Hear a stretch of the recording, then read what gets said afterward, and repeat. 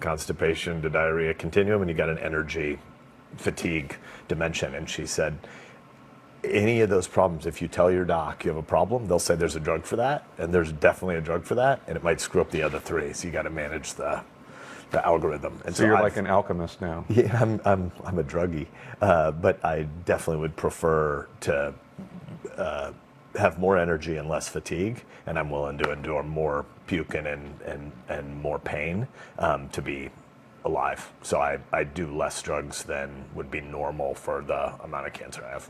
And you, in order just to do this interview, you have to modify your drug regimen, right? I toned down my morphine a lot. Otherwise, Does that mean I'd you're be in pain? giggling all the time. So you're in pain right now? A little, but it's not terrible. I mean, I'm sure we'll talk about it. My conversation with Ben Sasse and his wife Melissa and his son Brack, who's 15, is the feature on Sunday's episode of The Whole Story with Anderson Cooper. Look for that Sunday night at 8 here on CNN. The next day you can watch it on the CNN app. A very meaningful conversation, for me at least. Some breaking news out of New York. Police are investigating 2 stabbings, possible hate crimes. 2 men stabbed in broad daylight in Manhattan, apparently stabbed throughout their bodies. The police commissioner says that the attacker yelled Allahu Akbar during both stabbings. He adds that one victim is Asian, the other is Jewish. Details still coming in. Much more ahead.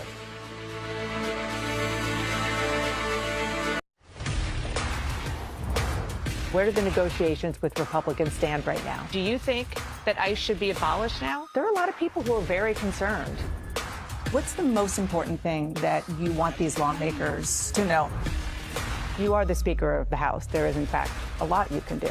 There does seem to be a reckoning beginning to happen on Capitol Hill. We're going to really go inside politics here. Buckle up. Inside Politics with Dana Bouch. Weekdays at noon on CNN and watch on the CNN app.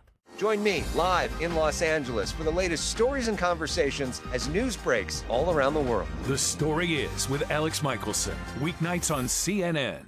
You know what's really irritating about you? You are the world's worst butter churner. Nobody churns butter better than me. What a pleasure to be a part of such a historic occasion. What the hell is going on here? What a party! No sharing dessert. It's unsanitary. Sometimes I just want to taste a pie. Get your own damn piece of pie, Franklin!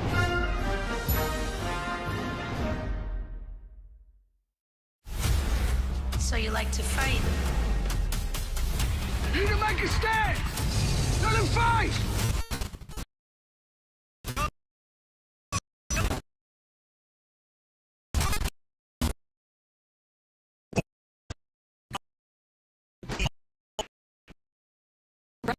He's blank nation.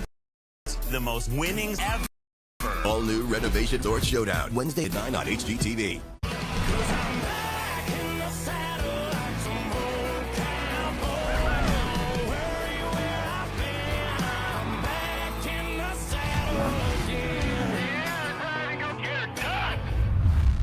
I get to call someone I've looked up to a colleague. We're 2 former White House correspondents with a tireless work ethic. We're ready for whatever comes our way. The Situation Room with Wolf Blitzer and Pamela Brown, weekday mornings at 10 on CNN and watch on the CNN app. Hello, my toothy friend. It's Shark Week, the greatest week in history. I'm nearly jumping into a cage surrounded by sharks. Shark Week starts Sunday at 8 on Discovery. Nobody does a dynasty better than the British royal family. The pageantry. The fashion. Corgis. Jewelry. No matter what the royal family does, we as Americans are here for it. Royal Fever, Why America Can't Quit the Crown. Now streaming on CNN. Decades in Sports premieres August 2nd on CNN and next day on the CNN app. What do you think I am? You are the Queen of Dragons.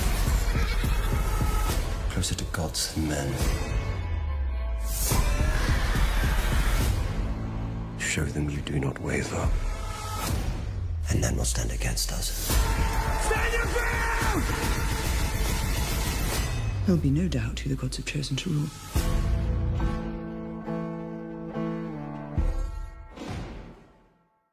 Happy birthday, America. The State of the Union has never been better, and we have Donald Trump to thank for it. Celebrating 250 years of freedom of speech. I heard that on TikTok. New season premieres September 12th on CNN and next day on the CNN app. 30 seconds. Wake up. Breaking overnight. Catch up. New details and more questions. Start your mornings here. This is a pivotal week. CNN News Central. Weekdays at 7 a.m. on CNN and watch at 8 on the CNN app.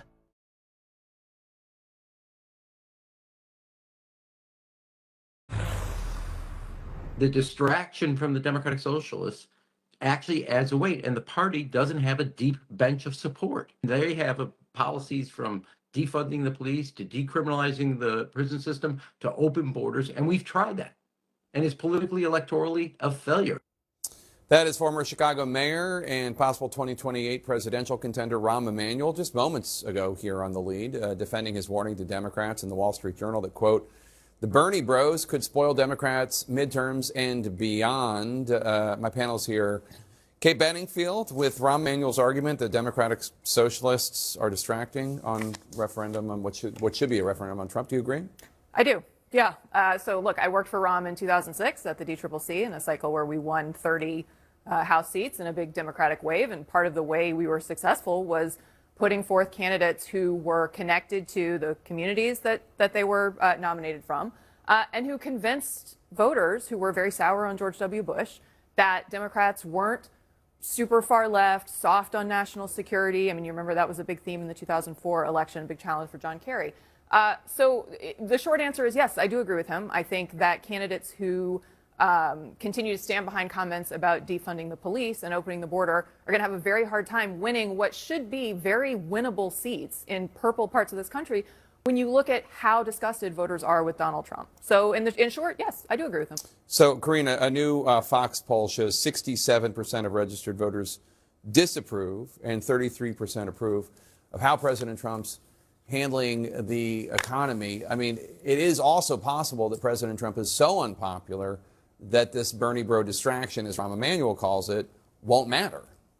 That's certainly possible. When I've been out on the road covering certain midterm races, I'm always surprised to just hear the fatigue, not just with Trump's economy, but under the Biden economy, you heard a lot of fatigue, and then people were promised reprieve. The president kept saying a boom is on the way. It is not coming. So I do very much think it's not just that Democratic socialists are sort of branding unpopular policies as socialism that alienates especially independent voters, where socialism is not as popular of a term as it is becoming among Democrats. So that's a problem, to your point, in midterms.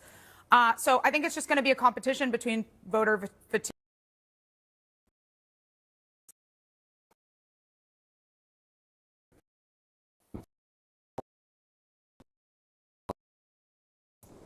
It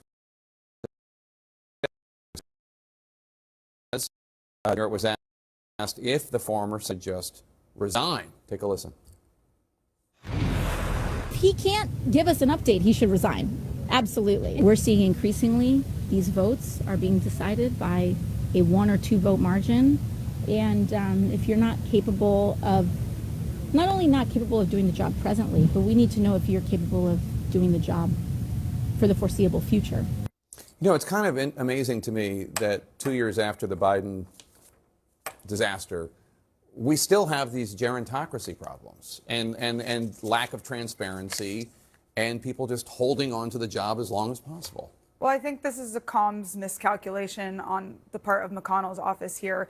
You had that a few weeks ago, that the message from Senator McConnell that he's on the mend, doing his physical therapy and all of that. And the senator does have a track record of being private about his own personal affairs. So that part hasn't surprised me as much. But at this point, when it's catching up, you even have Republicans saying this is becoming a problem for us in committee. It's holding up the farm bill where votes are tied. It's holding up appropriations. So I think people in his own party are going to start putting pressure on the senator.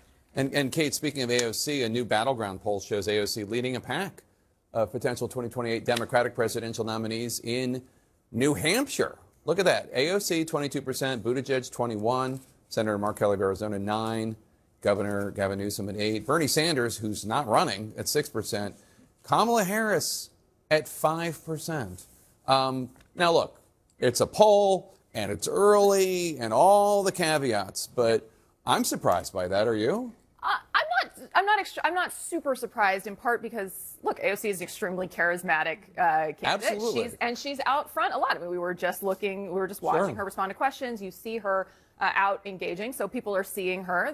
Seems very authentic. She's very authentic. She brings a tremendous amount of energy. She's also become, by the way, she would probably not want me to say this, but she's becoming an increasingly savvy Washington player as well. And so it actually doesn't surprise me when you have voters in New Hampshire and Democrats across the country who are so desperate for new leadership and are looking for new direction. Now, she, as we were just discussing a few minutes ago, she's going to have to grapple with some of the positions of candidates that she's endorsed. I mean, she was standing with Abdul El-Sayed just a couple of weeks ago, and he has refused to back away from his comments, saying that it was a couple days ago. Last week. And he has refused to back away from comments he made about defunding the police, and so she is going to have to grapple with that too. But she has an enormous amount of energy. I think people are looking for a change, and I can understand why somebody who's looking around right now saying, what does the future of the Democratic Party look like, might choose her. And her popularity could be playing a factor in a bill that's stalled in the House right now that would let victims of non-consensual deepfake AI pornography file civil lawsuits. Asked AOC's involvement, if it's a factor, the lead Republican on the bill told Politico, quote, "I do not think on any level that should be a barrier to us getting a vote on this bill."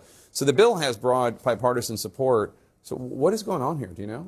Well, it's interesting because it's also an example of how she's getting into the fray on stuff that, this is bipartisan action. She seems to be, and she probably wouldn't like to hear this, but she seems to be moderating a bit. And I think for Republicans in particular, the message here is that branding her as a radical, as a socialist, isn't going to work. It didn't work in New York City with Mamdani. It's not going to work with AOC. She is charismatic.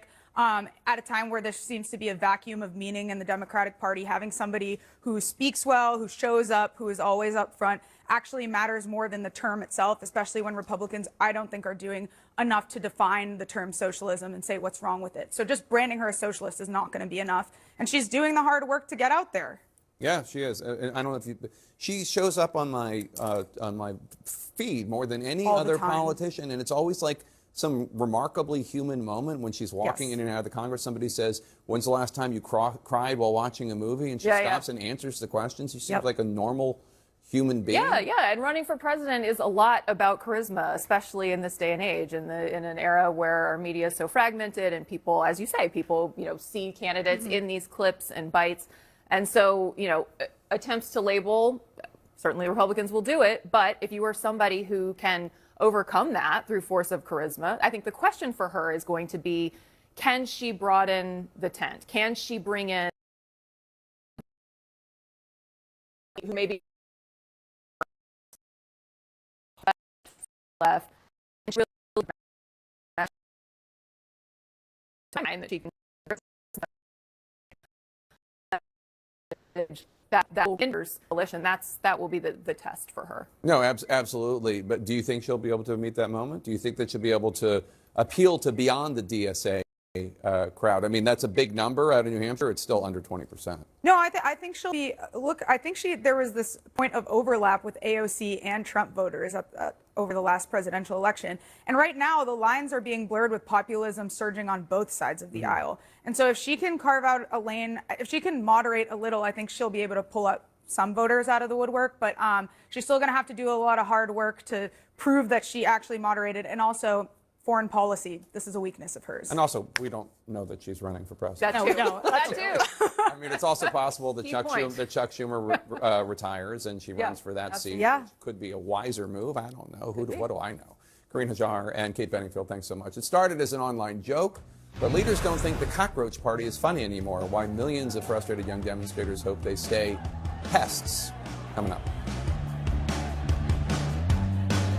Every weeknight, we cover it all. Will you take this all the way to the Supreme Court? I'm not refuting a syllable of what you said. What do you say to people who are looking to find their voice? Laura Coates Live, weeknights at 11 on CNN and watch on the CNN app. When shopping for personal loans, bait and switch rates can be deceiving. You can count on Credit Karma to help you find more accurate rates Because Credit Karma uses your credit profile to show you real offers with clear terms without hurting your credit scores. No smoke, no mirrors, just personalized rates. Download Intuit Credit Karma to get started. This is the sofa America's waited 250 years for. It's not content being just a sofa. It's a pop-up sleeper with USB ports, a bookshelf, even a hidden table. Oh, my mom! No puedo creer que nos conocimos ayer. Es increíble, Ryan.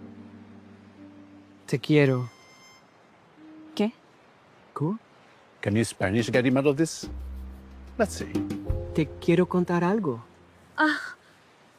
Qué susto. ¿Y qué me querías contar? No sé. Get your Spanish in shape like Ryan. With just 10 minutes of Babbel a day. Babbel, it starts with a lesson. In a divided America, Where do I fit? You tell me, ask your partner. Abby Phillip brings all sides to the table. Can you name one thing you do differently? The hypocrisy is so rank, folks at home. Classes in session. To talk about the issues, Congresswoman, it is false. The answer is zero. the policies, What is the Democratic Party about? Can you answer that question? and the biggest debates to wrap up your day. I hear what you're saying Trump believes in, but do you think it's a good idea? Newsnight with Abby Phillip, weeknights at 10 on CNN and watch on the CNN app. You are the Queen of Dragons. Show them you do not waver, and then will stand against us. Have you betrayed your queen? There's this machine that can undo the apocalypse. You don't know what's out there. Only one way to find out. I can't stay in this universe! I'm bald! Johnny Cage, you have been chosen to fight. It's showtime.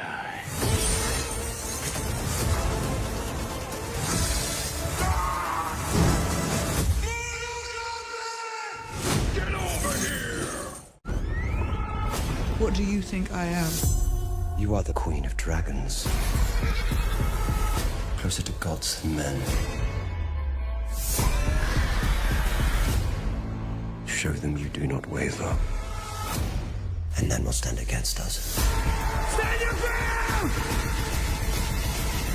There'll be no doubt who the gods have chosen to rule.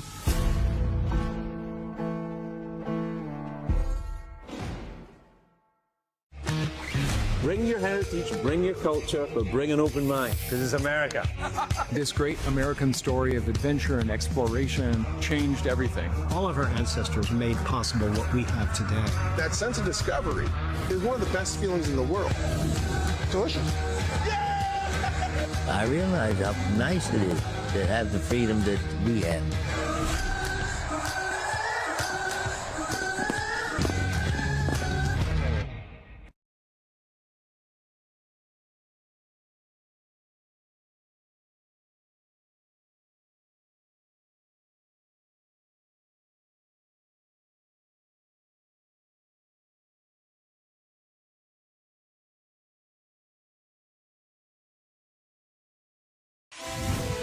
Here's some breaking news for you in our world lead. It is already Friday in India, where there is a call for more nationwide protests. Massive demonstrations this week have called for government reform, all organized by a youth-led political party whose members call themselves cockroaches. CNN's Ivan Watson has more on that and the demands of the cockroaches.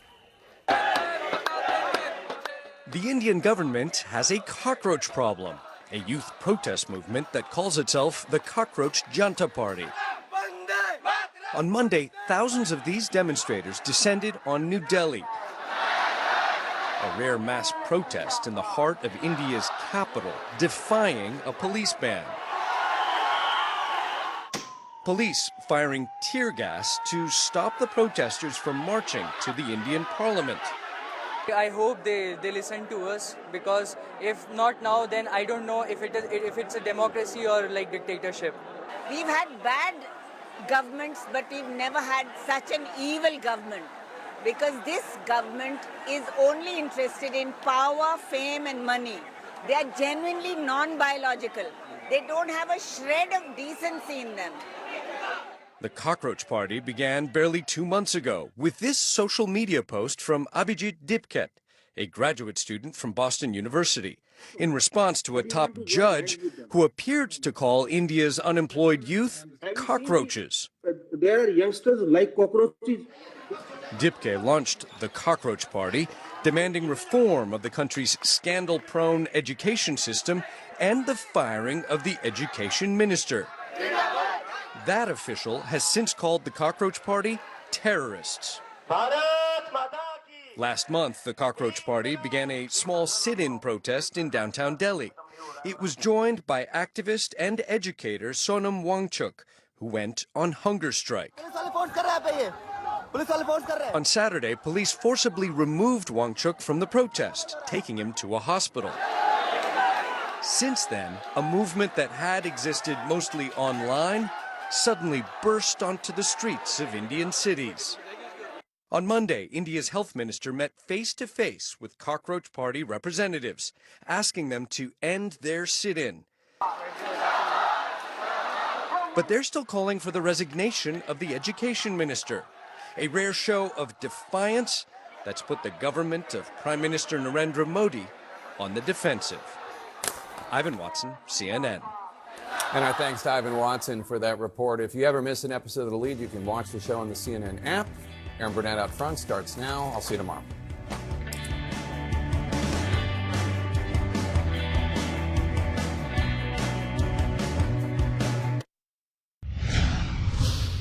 Up front next, breaking news. Trump says he's considering the biggest attack on Iran yet, calling it massive, as his threats and war without any end goal send oil prices and borrowing rates for Americans tonight surging.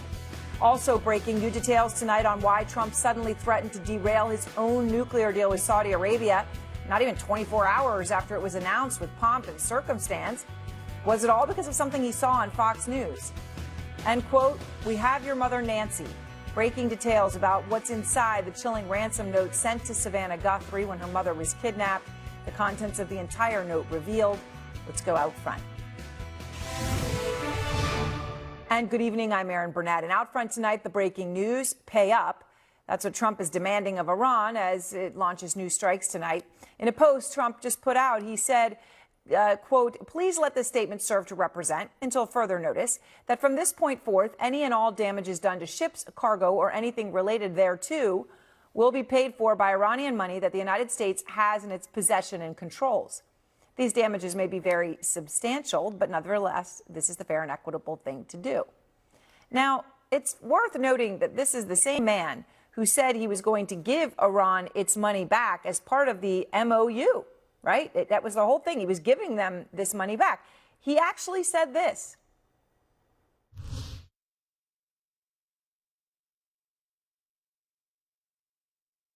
It's not our money, it's their money.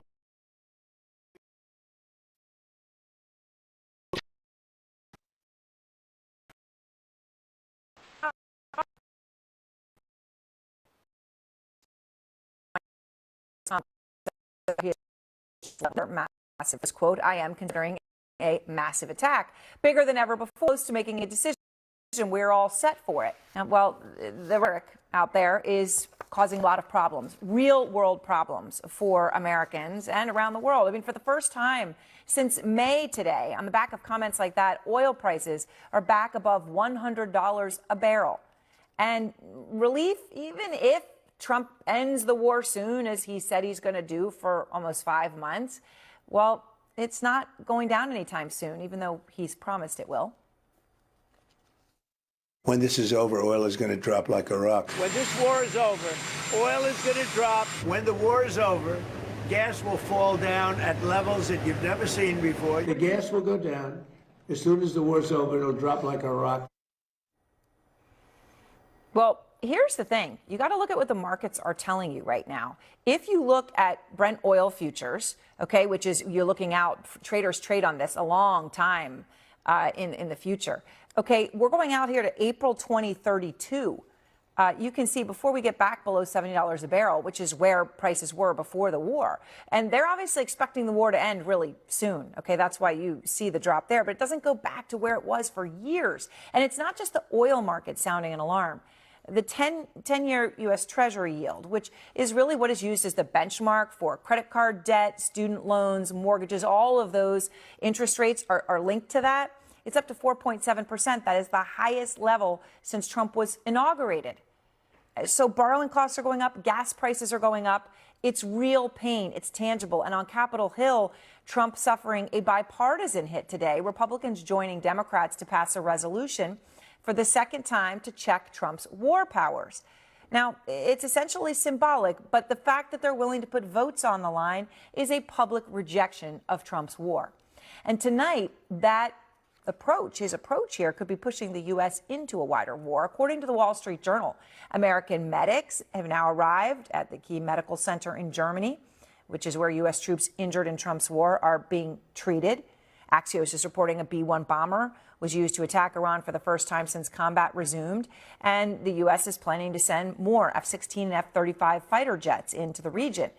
Now, of course, the surge doesn't necessarily mean that there's going to be a major, massive attack, as Trump says. Doesn't mean it's inevitable. But when you put all that money and all that material in place, sometimes things have a life of their own, despite what Trump has continued to claim on all of this ever since the war started. Right from the beginning, we projected 4 to 5 weeks. The U.S. will be gone or done with the war? I think we're 2 or 3 weeks. We were in there for 2 months. And you know what? We're going to have victory very shortly. I thought it would take 4 to 6 weeks, and I was right. We'll have that over with soon. It'll be over with soon. It's 5 months and counting. Kristen Holmes is out front live outside the White House. And Kristen, all of this together, when you see what's happening, if you look at data point after data point, right, putting planes in place and medics, and then Trump's rhetoric saying possibly the most massive strike since the war began. What are you hearing about where his head is tonight, and frankly, how quickly he keeps changing his mind? Well, Aaron, I mean, as you said, it's 5 months and counting, and the end is not anywhere in sight. First of all, you have Secretary of State Marco Rubio saying things like Iran is begging to get to the table, something we've heard from President Trump, too. But then President Trump today saying he doesn't think Iran is ready for a deal, and going further than that, saying they need more of the same. Well, more of the same likely is referring to the fact that we've had 12 consecutive nights of bombings in Iran, but are reporting today that the CIA and the DIA, the Defense Intelligence Agency, have recently assessed that this kind of bombing that the U.S. is doing every single night is unlikely to move Iran's negotiating position. So what exactly is it that President Trump is trying to do? And we've heard this kind of rhetoric from him before. Now, when we've talked to U.S. officials, they have said that Trump has yet to sign off on the most aggressive military action. So is what he's trying to do get Iranians back to the negotiating table? It's really unclear at this point. But as you noted, he is making all of the moves, setting up for a potential escalation in military operation. But what does that do for this war in Iran? What does that do for the American people? I can tell you from every conversation that I have with the White House, with White House officials, U.S. officials, anyone close to President Trump, they do not want to be talking about this war. They do not want to be engaging in this war. They would take a ceasefire now if they could just get a ceasefire, hope for the prices to kind of level or at least go down a little bit, and then they could move on to talking about things like the economy. That's obviously not going to happen if President Trump escalates this. So is he willing to escalate this and potentially even put boots on the ground? We just aren't clear right now what the strategy is, and we're getting nothing from President Trump's orbit as to what he's going to do to break this impasse between Iran and the United States that at this point seems like it's just going to continue. Yeah. All right, Kristen, thank you very much. And of course, just so much confusion on strategy and also what the end goal even is, what they actually want. Christoph Kettle is here with the New York Times. Seth Jones is also here with me. And I know both of you have so much new information. So, Seth, can I just start with you? I know you've been speaking to senior U.S. officials. Are we about to see a massive escalation here? The bigger strikes, bigger action than since the war began? Well, Aaron, only one person knows the answer to that, and that is President Trump right now. I will tell you what the military has given him is options. They've given him options if he wants to open up the strait. This will be risky. They've given him air options. They've given him air plus naval options, so to put in naval vessels, including potentially destroyers through the strait to bring in tankers and others, and then air plus naval plus ground options. So the president does have options if he wants to forcibly open up the strait. It does have risks. That's where we're at right now. Which is an incredible moment.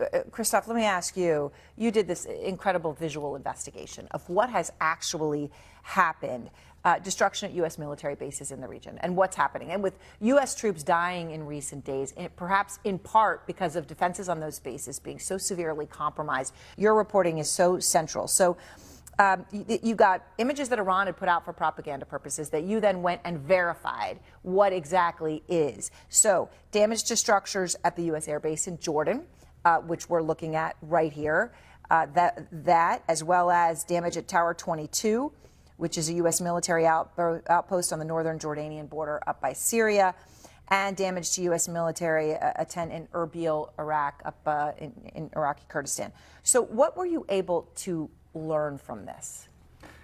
What we were able to learn from this is that Iran has a lot of firepower left, so they're able to conduct precision strikes. So if you look at the satellite images, you see that they're targeting specific radar sites, drone shelters, airplane hangars, and so on.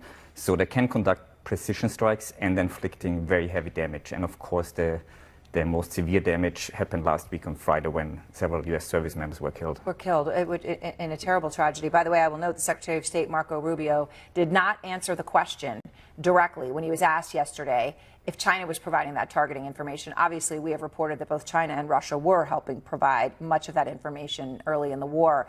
So, Seth, when you look at satellite images that you've been focused on the Iranian side of things, right? You look at the ground there, you're seeing something pretty significant in Iran. Yeah, this sort of dovetails with what we've just seen of damage on the U.S. side, which is we're seeing the Iranians actively rebuilding like busy bees. They're rebuilding missile silos. They're building infrastructure sites.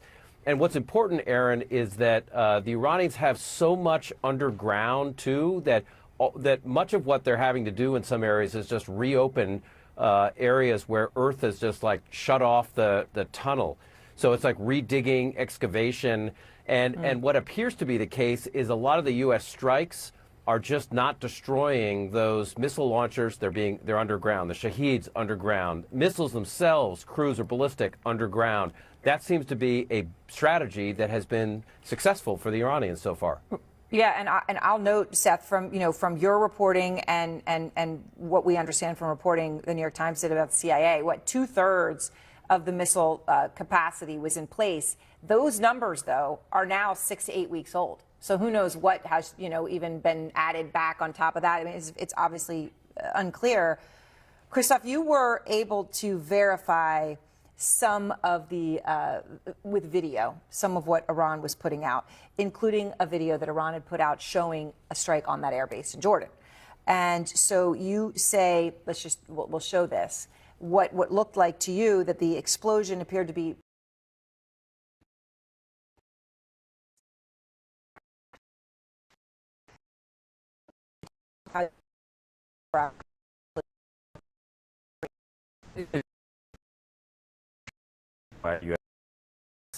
assault airbase. But what we are doing is we use this sort of footage as well as satellite imagery to match this up with each other, to match up buildings, to check the damage when it actually occurred. Satellite imagery allows you to go back in time to make sure, like a week ago, this building was still standing. And that's how we verify, and that's how we can assess both the damage up close, but also on the whole base in this case. Seth, how vulnerable are U.S. troops? I mean, when you think about in the early days of the war, when virtually every THAAD missile defense system that the U.S. had in the region was taken out, except for maybe one. And now here we are seeing strikes like Christoph is going through on that airbase in Jordan, where U.S. soldiers were killed in just the past few days.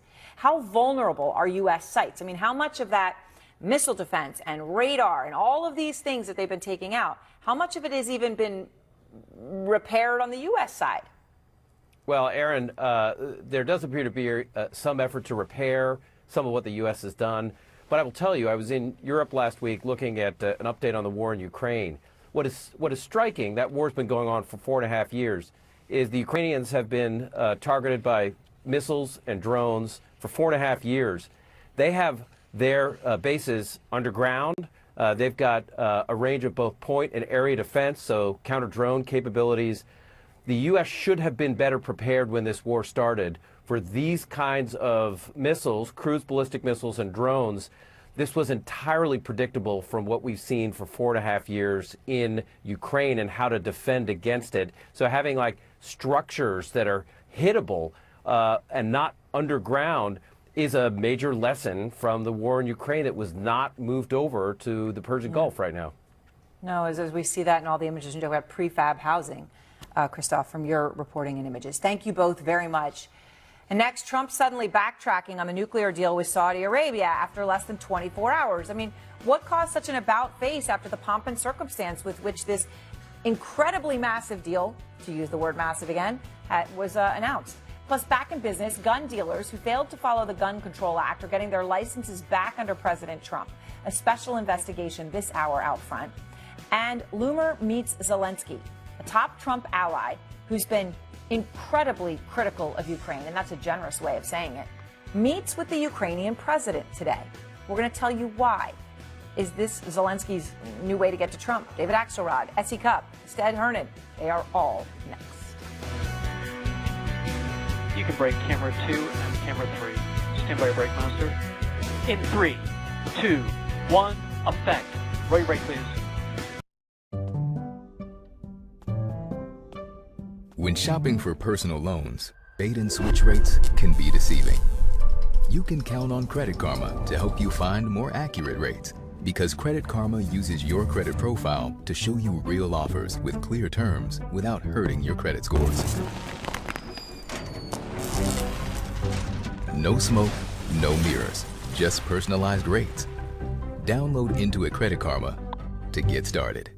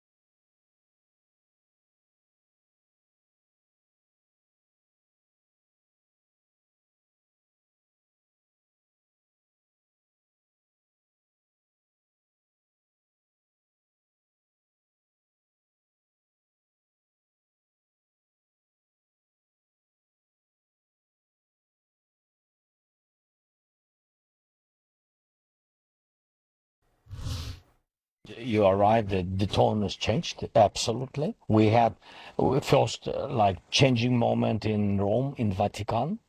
Yes, it was not long meeting, but I always said that is, I think, historic moment because we changed the relations during 15-20 minutes. I'm so happy because a lot of lives depends on such relations and dialogue. Is what happened, because it seems like the relationship.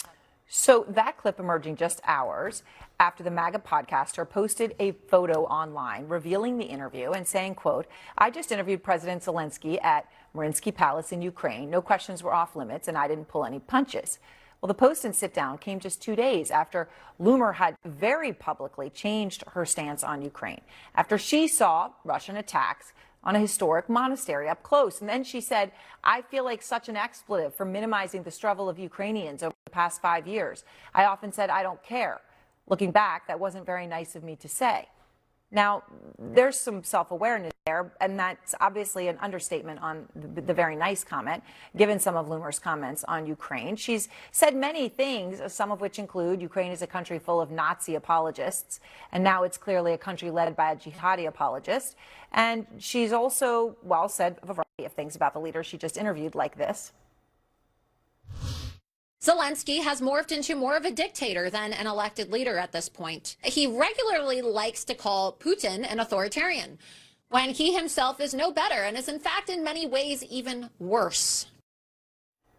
All right, everyone's here with me. So, Essie, how significant is it that Zelensky would agree to meet with her? The whole thing's odd and interesting. Look, if she's going to do propaganda, I'd rather it be Zelensky's version of propaganda than Putin's, okay? And she was regurgitating all the Putin propaganda before. So was Tucker Carlson. All the far right was. That's crazy. And I'm glad that she went there, right? Yeah. It's one thing to be keyboard warrior.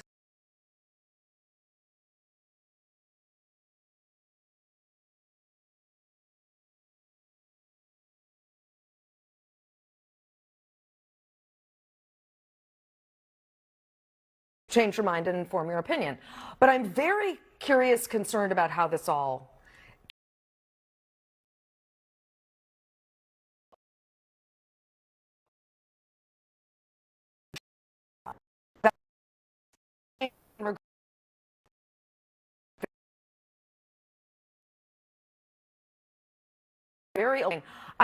I don't know how this came to be, and I'd be curious if she went as an envoy for Trump. Did she go as a podcaster? Did she go as a private citizen?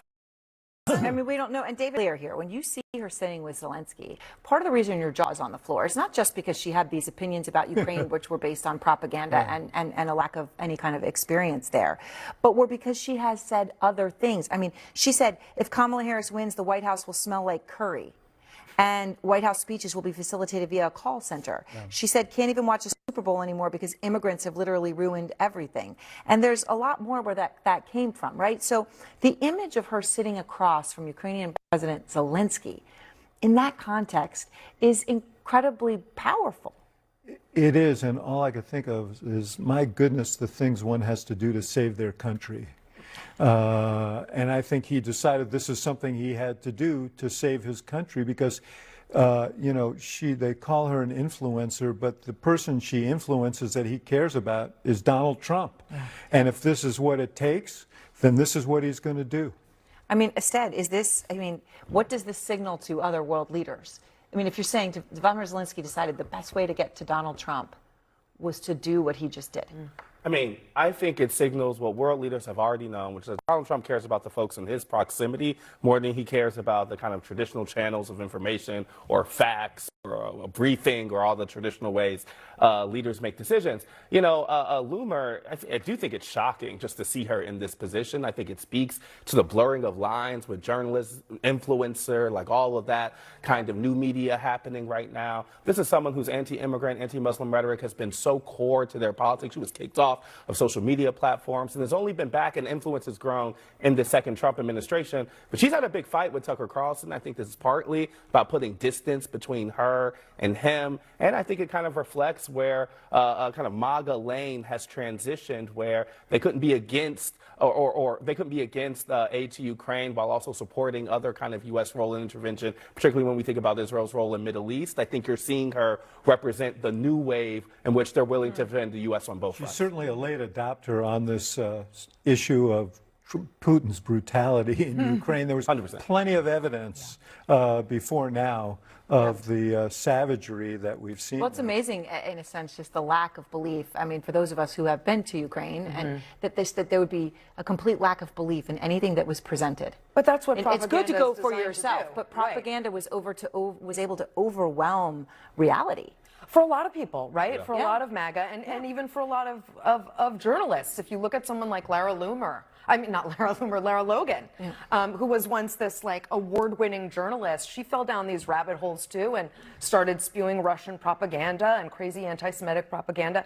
It happens. That's why it's so incumbent on us, the press, to check these kinds of things. For all of that, though, you look at polling, and a vast majority of Americans see Ukraine as an ally, and an even larger majority see Russia as an adversary, and Putin as a negative figure. So I want to talk about another story breaking tonight, and that is Trump's Justice Department dropping the case, right? The subpoenas, trying to force the New York Times to give over all the information about how they got the reporting about Air Force One, the new one, the one from Qatar, having these serious security concerns, and which we found out about when Trump was coming back from Turkey. How big of a win is this, David? Well, I think it is. We should point out it happened because a judge in about 10 seconds sniffed out how shady this whole deal was. This isn't about national security. It's about the insecurity of one man, and that's Donald Trump. He was offended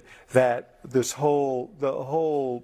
everything surrounding this plane and its inadequacy became known, and all the security issues, and he threw a fit, and they called in the head of the FBI, and they said start an investigation, and they violated all kinds of procedure in doing this, and really a sacred principle, which is that the First Amendment allows reporters to write and report, and this was really a form of intimidation. It's felt that way. Instead, also, I guess, in the context of the other things, right? The FCC chair saying you can do this the easy way or the hard way when they were threatening Disney, right? We have so many examples of that, of companies.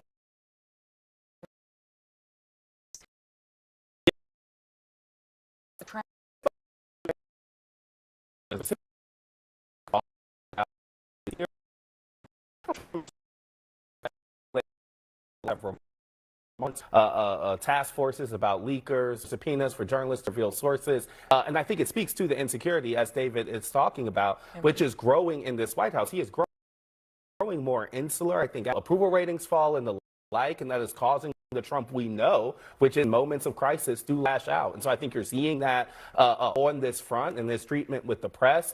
And I think you're seeing it actually across the agenda broadly. Congress is a thorn in this side. Courts are a thorn in this side. And that is not a thing to be worked out, but obstacles to be overcome. So let me ask you about something else that happened today. Public spat, SE, between the White House and Majority Leader John Thune. So you'd be thinking I'm going to talk about a Democrat. No, I'm talking about John Thune, who's one of the calmest. I mean, people. I mean, if John Thune has ever yelled at anybody in his life, I'd like to know about it. He hasn't. He probably hasn't. I've Maybe known one of John his Thune children a long will raise time. their hands, but other than that. So Press Secretary Caroline Leavitt was asked this question today. Here's how it started. The president seemed yesterday frustrated with Leader Thune when he was speaking in Georgia. Is his patience running out with Leader Thune? The president spoke about this directly yesterday. His patience is running out. He wants to see as much of the Save America passed as possible by the August recess. Okay, so this is this whole fight over the Save America Act, as they call it, which has a lot of changes to voter ID in it that even Republicans have said goes too far and is discriminatory, Murkowski and others. So Thune responds to Leavitt. Maybe she or somebody else ought to get on the phone and get the votes. Right? It's 50 around here. So instead of, pointing the finger at Republicans, they might think about going after the people who are stopping it on the floor, which is the Democrats. And if there are Republicans that they think are gettable, get on the phone. It's John Thune yelling. Yeah, it's John Thune yelling. Just heard it. Yeah, I've known him a long time. There's Minnesota nice, there's Wisconsin nice, there's South Dakota nice too. And he is like one of the nicest, calmest, mild-mannered guys. This was a lot for him. I think this shows how frustrated he is with getting the blame for something the president should start whipping, right? If he has Republican holdouts on a bill that's very important to him, get on the phone and start talking to these holdouts and telling them, here's what it is, or let's make a deal, or what do you need to see? He's got to do some work here.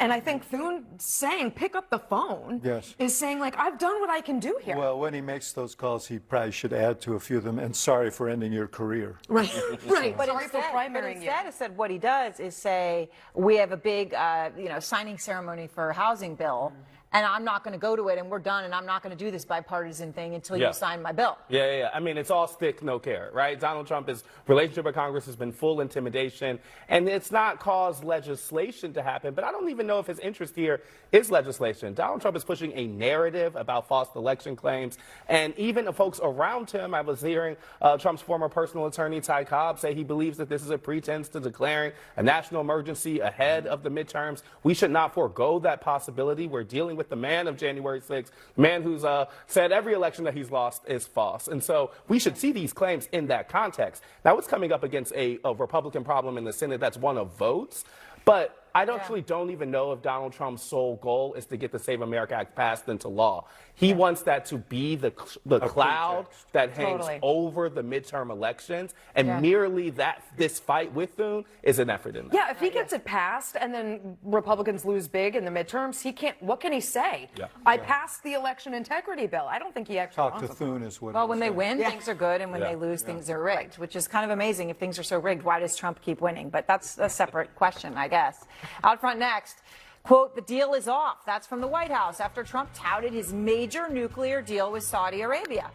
Is it because of what he saw on Fox News? Plus, for the first time, we're learning what was actually written in the chilling Nancy Guthrie ransom note. Why aren't you toasting your marshmallow? Because I like it gooey. Okay, listen. Renamen like it toasted. You stick the chocolate on the graham cracker and the toasty marshmallow on top. Kind of famous for it. You're famous? Nothing makes a s'more like Hershey's chocolate.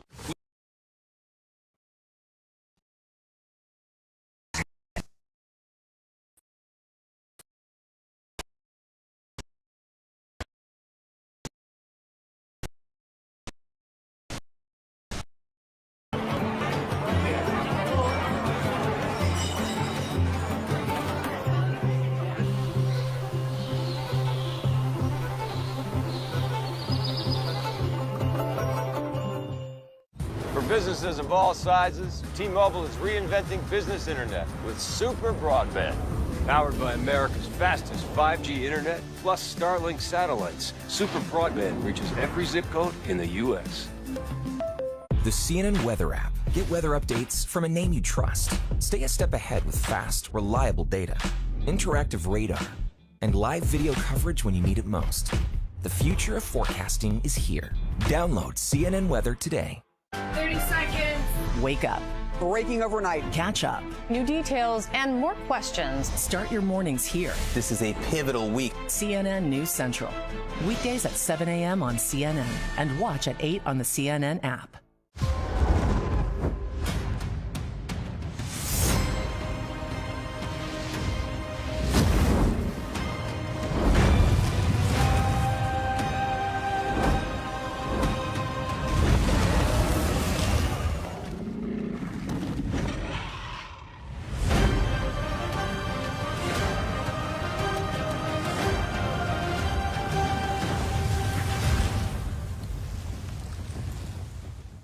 What has made it to your timeline? Fibermaxing. You're like, why is this here? Tan lines. How did we get here? I'm Audie Cornish. And I'm Ari Shapiro. Let's invite others to the party. Engagement Party. New episodes now streaming on the CNN app. What's happening in the arena? I'll bring you the latest from the players who are actually in the game, because I want answers, and so do you. The Arena with Casey Hunt, weekdays at 4 on CNN, and watch on the CNN app. Come to us. What's happening? Okay, we're hearing jets overhead. We've all seen Russian bots on social putting out spammy content.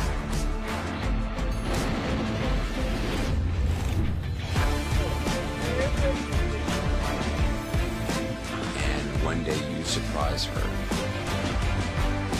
That what happens up here connects all of us. You are the worst butter churner. Nobody churns butter better than me. What a pleasure to be a part of such a historic occasion.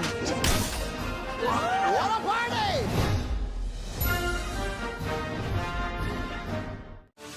It is the biggest upset in sports history. It's what sport was all about. Decades in Sports. Back-to-back premieres August 2nd on CNN and next day on the CNN app. Johnny Cage, you have been chosen to fight. It's showtime.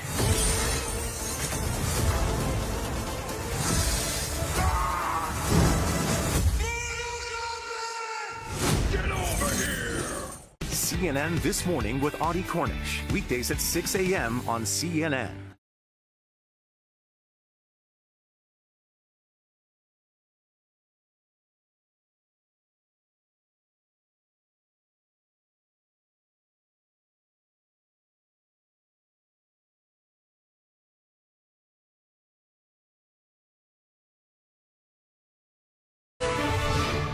Tonight, growing questions about why Trump is suddenly threatening to pull the plug on his major nuclear deal with Saudi Arabia, not even 24 hours after it was announced.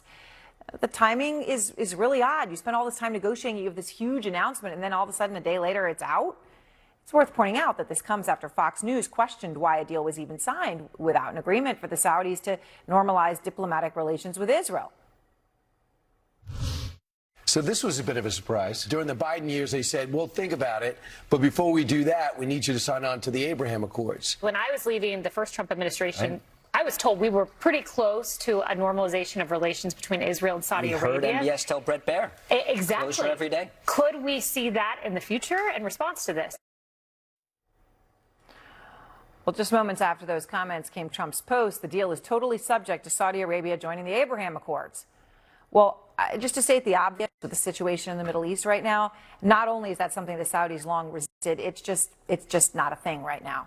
Out front now, Democratic Congressman James Walkinshaw, member of the Homeland Security and Oversight Committees. And Congressman, I appreciate your time. So, look, there were a lot of criticisms about this deal. Marco Rubio, when he was asked, said he read about it in the press. He didn't even want to touch it, right? When you talk about another country in the Middle East being allowed to enrich uranium, there were a lot of very serious issues with it. Why do you think Trump, though, suddenly is pivoting, backing off, putting this new condition on the Saudis, not even 24 hours after he announced the deal?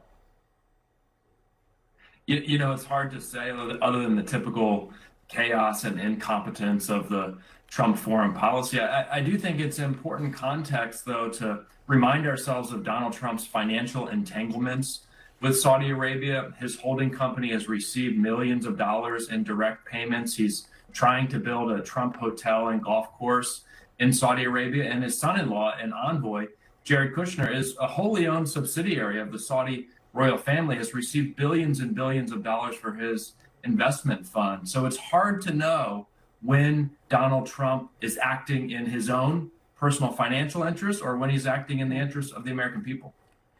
You just mentioned a lot on the financial side. I want to lay some new reporting out here from Forbes' Dan Alexander, who is obviously a regular on this show. So he is reporting, Congressman, that Trump was building out more Saudi business connections as nuclear talks were being held. Specifically, one of the deals I believe you just mentioned, the deal for a Trump-branded hotel, golf, and residential project inside a massive $63 billion development in Saudi Arabia.